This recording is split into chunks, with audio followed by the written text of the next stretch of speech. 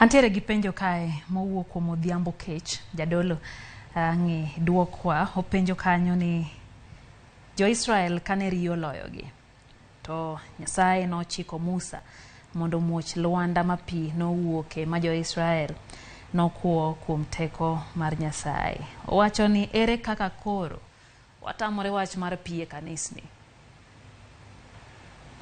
Macha pi mane macha riyo manomako piny to Nyasaye ne donyiso ni entie Nyasaye no ngima kich Musa jogo noywak ne Musa riyo nego pi to ne Musa ne okawo luth mogoyo to ng'at ma wuoyo ni ok en Musa to ok kik onego watim gimoro mopogore gi Nyasaye, mano ok adiera kata matin.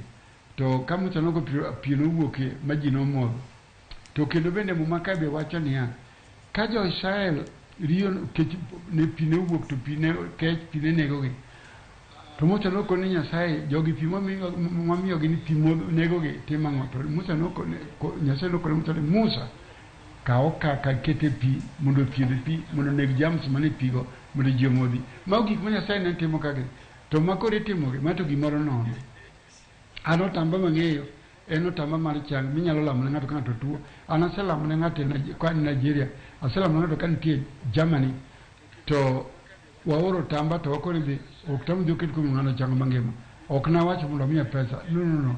Otime willingly kaka Nyasaye motelo na wuon.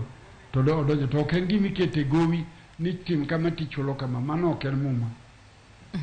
Kaduoke gwenge Mashaka